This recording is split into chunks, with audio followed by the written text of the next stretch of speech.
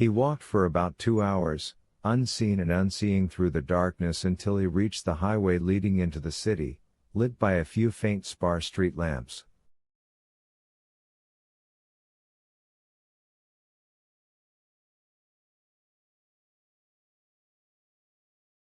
Under the first of these lamps he was sabred to death by a party of pig-tailed horsemen, who removed his boots and his watch.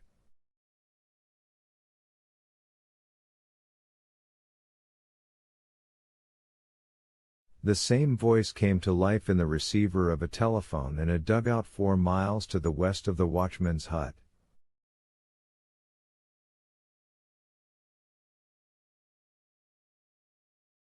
Open fire at once on the target area.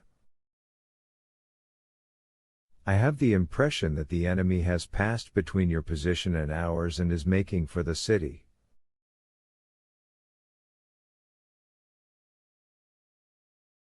Can you hear me? Can you hear me? Came the reply from the dugout.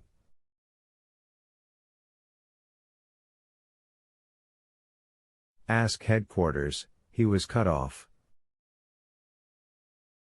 Without listening, the voice quacked in reply.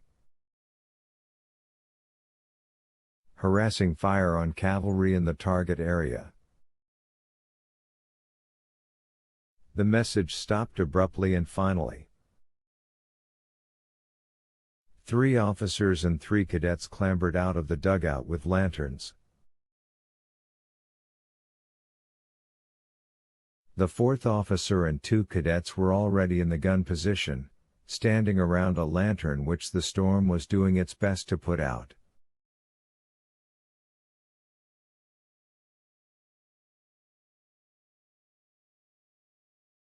Five minutes later the guns began to jump and fire into the darkness. They filled the countryside for 10 miles around with their terrible roar, which was heard at number 13 St. Alexis Hill.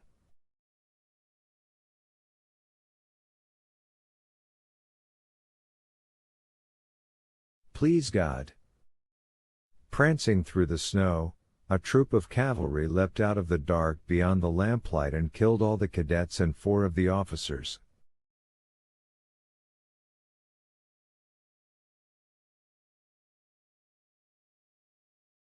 The battery commander, who had stayed by the telephone in the dugout, shot himself in the mouth.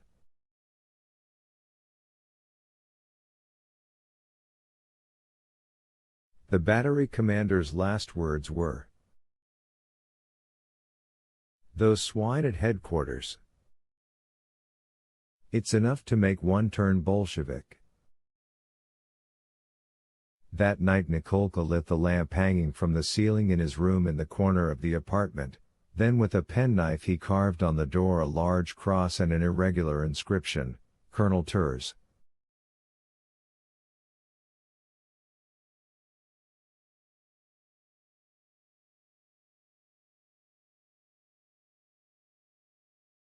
December 14th.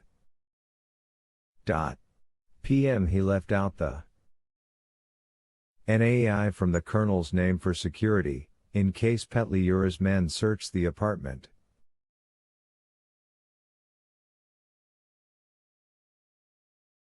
He did not want to sleep. In case he missed hearing the doorbell, he knocked on the wall of Elena's room and said,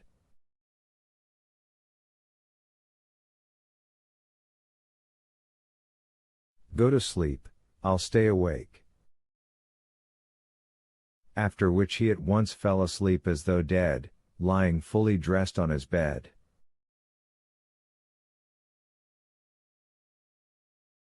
Elena did not sleep until dawn and stayed listening in case the bell should ring.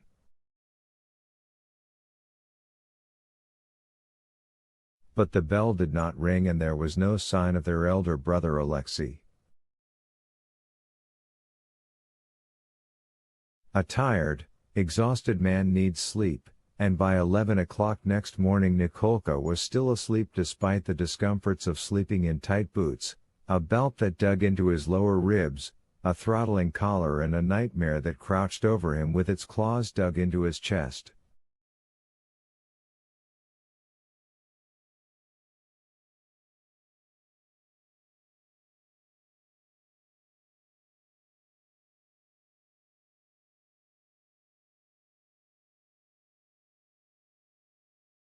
Nikolka had fallen asleep flat on his back with his head on one side. His face had turned purple and a whistling snore came from his throat.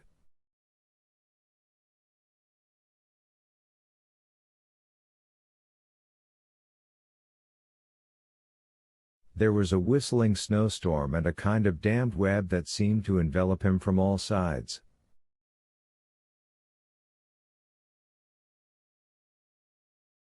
The main thing was to break through this web, but the accursed thing grew and grew until it had reached up to his very face.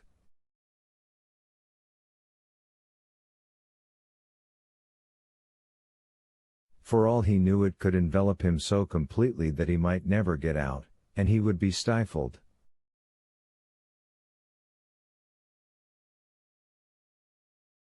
Beyond the web were great white plains of the purest snow. He had to struggle through to that snow, and quickly, because someone's voice had apparently just called out.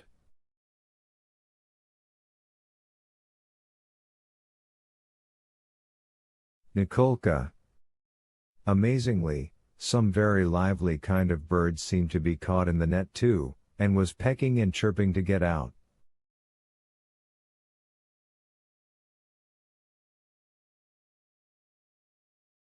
Tick, tick, ticky, tweet, too vate. Hell, he couldn't see it, but it was twittering somewhere nearby. Someone else was bewailing their fate, and again came the other voice.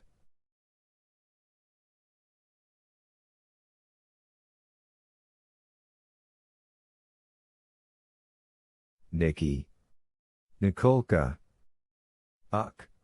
Nikolka grunted as he tore the web apart and sat up in one movement, disheveled, shaken, his belt buckle twisted round to one side.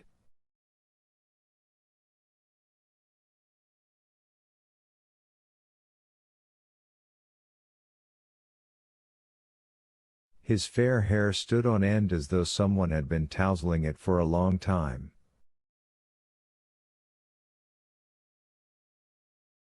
Who? Who is it? Asked Nikolka in horror, utterly confused.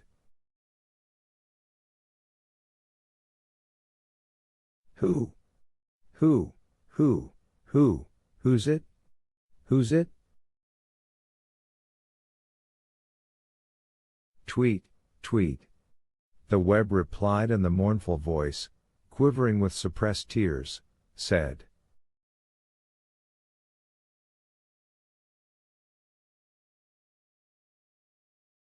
Yes, with her lover. Horrified, Nikolka backed against the wall and stared at the apparition. The apparition was wearing a brown tunic, riding breeches of the same color and yellow-top jockey's boots.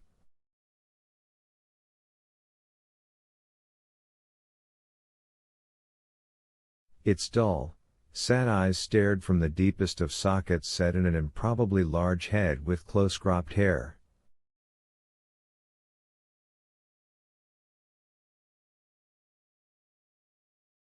Undoubtedly the apparition was young, but the skin on its face was the grayish skin of an old man, and its teeth were crooked and yellow.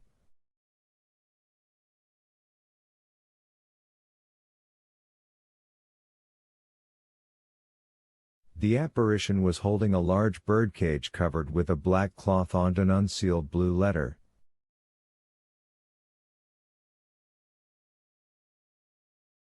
I must be still asleep, Nikolka thought, with a gesture trying to brush the apparition aside like a spider's web and knocking his fingers painfully against the wires of the cage.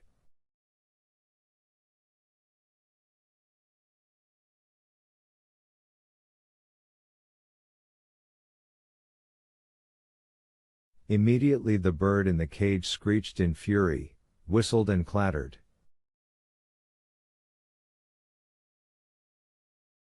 Nikolka! Cried Elena's voice anxiously somewhere far, far away.